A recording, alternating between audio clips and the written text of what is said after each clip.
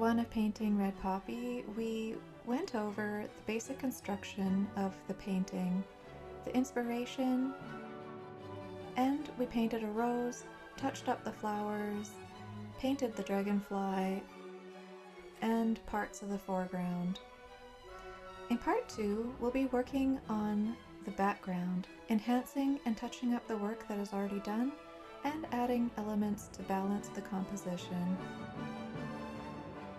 I'm using the same palette that I used in part one of Red Poppy.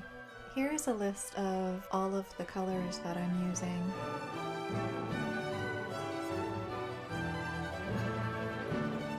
In this part of the video, we're going to be refining the elements in the painting.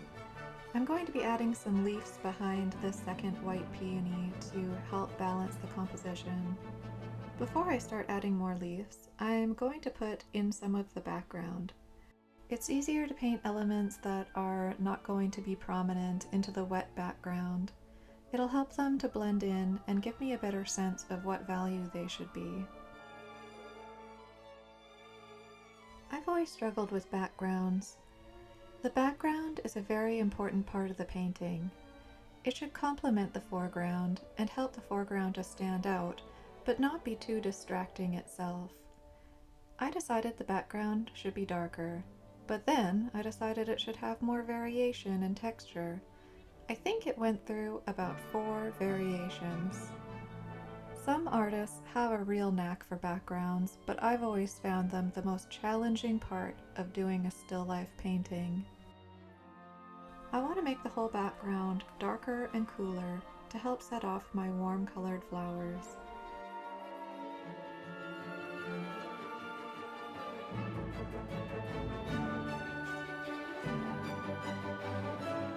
I'm going to be adding some leaves behind this second white peony. I felt like a few little leaves here would help balance the composition and keep the second white peony from blending into the background.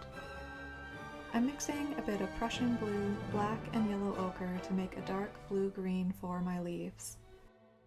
There's a lot of glare in this shot, but it shows the short brush strokes that I'm making for the background. I don't want the background to be devoid of texture, and I want to keep some of the brushwork in. This painting is nearly finished, so what I'm going to do is let it dry, and then I'm going to be oiling in just with a little bit of walnut oil once it's completely dry, and then I'll be able to judge what the colors are like.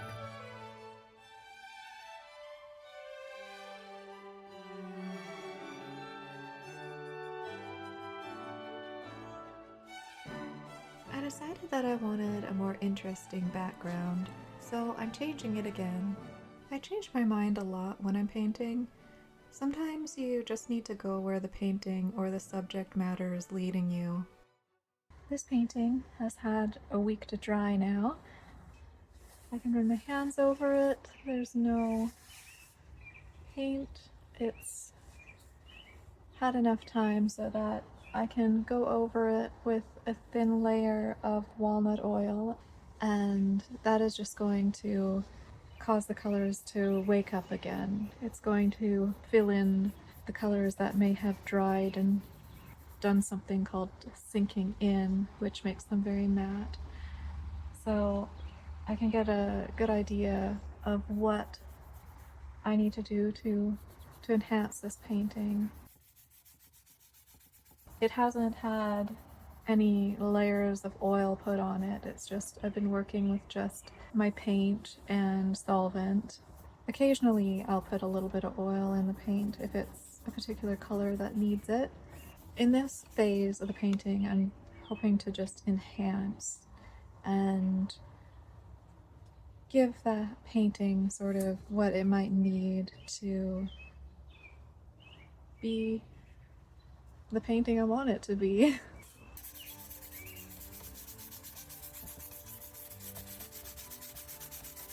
Now I'm going to be taking a soft cloth just to rub off the excess oil so that it's a nice uniform surface. I wanted to bring a bit more attention to my poppy by lightening the background around it.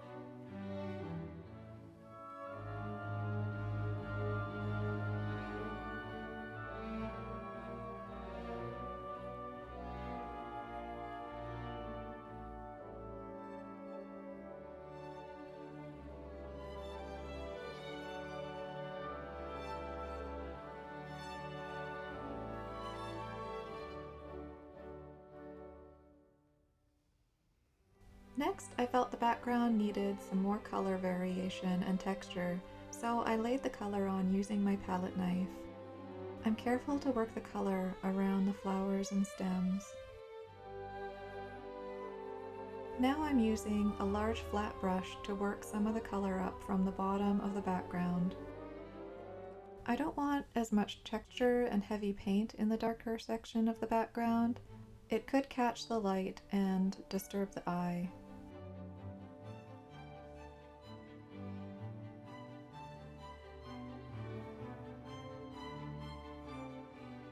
Now I'm just going to join up my dark area and my light area using a palette knife so I don't overblend it.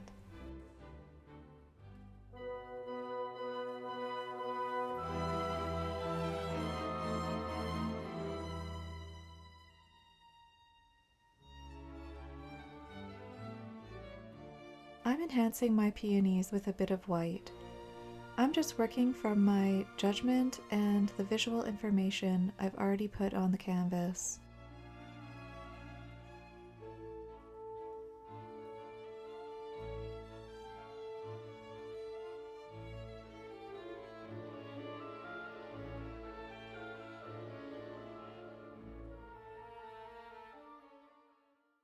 So today I'm going to be focusing on fixing the blue tone in this painting. It's like I brought it inside and I was like, it's just too blue. It's so blue. I mean, you can see the difference. It's not subtle, so I'm gonna try to counteract that and neutralize the blue a little bit. I really like how the painting looks. I like the color of the flowers and the way they turned out, but I'm just keep messing with the background because there's just parts of it that aren't really doing it for me. And I mean, basically that's what it comes down to. You have to follow your instincts, do what's right for the painting. I'm gonna focus on the foreground first and see where that takes me. I love Prussian blue, but it is like a little goes a long way, and I know I do have a tendency to overdo it, and I go through these phases where I use too much Prussian blue because it's so fun. It's a beautiful color. I mean, you mix it with white and it looks like the sky, and it's so easy.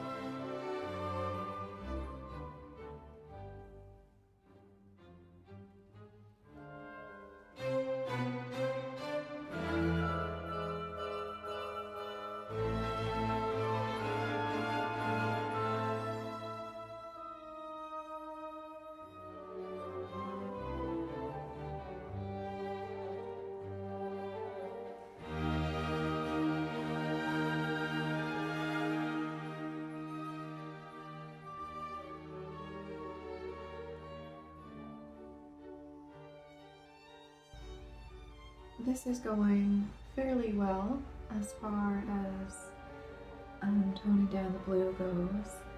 I've toned down the background, taking out a little bit of the green and yellow, so it's a little bit more neutral, and I feel like this kind of sets off some of these orange flowers a little bit better instead of like almost competing with them with the saturation of the blue and green and yellow in the background. So it's moving in the right direction now, and I'm excited to see where it goes. In part 1 of Red Poppy, I began this little dragonfly starting with a graphite pencil drawing. Then I put in a loose, sketchy ghost form of the dragonfly, just using midtones. These little details are really tricky. You don't want to draw everything. You want to leave some space for the viewer to make it up with their eyes. And if you hit the tones just right and the placement, you should be able to get away with that, with just sort of leaving it as a suggestion. You don't want to like really overdo it unless the whole painting is about that. Like there are some paintings where, like something like a botanical study, where you really want to show exactly what's going on. And those had a purpose. Those had a scientific purpose for documenting and identifying plants. And if that's your purpose, that's fine. But when you leave space for the viewer to complete it, you're inviting them in. You're making them a part of the process. So that's when, you know, you're really like asking for their contribution without asking. The darks of the dragonfly are made with a bit of black, burnt sienna, iron violet, and a touch of titanium buff.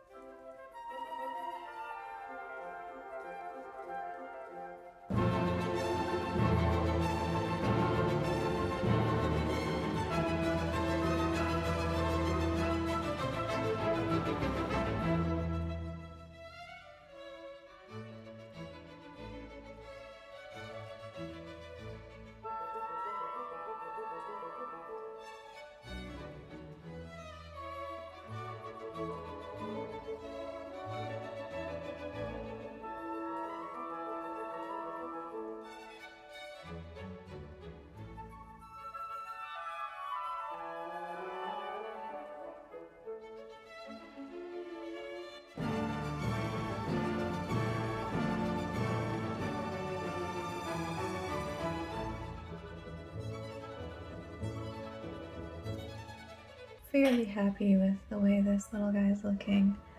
I have to confess, I had to look up online what their little legs actually look like, because As you can see, mine's legs got lost a few years ago.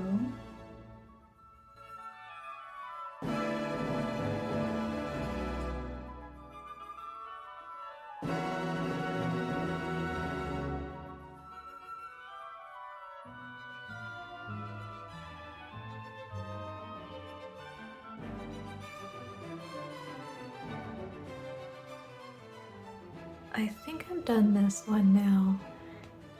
I came to that conclusion. I was gonna add a couple more details, but then I thought I just don't think it really needs them. I think it's saying what I need to say. The shape is there. It has sunken in a little bit because I've left it for a couple days. Yeah, I feel like, the flowers have good volume and movement. And I was going to add a few more details to the vase, but the painting's not really about the vase. I didn't want it to stand out too much. This painting went through a lot of changes. As you can see, completing a painting is a process, and sometimes you need to let the painting tell you what it needs.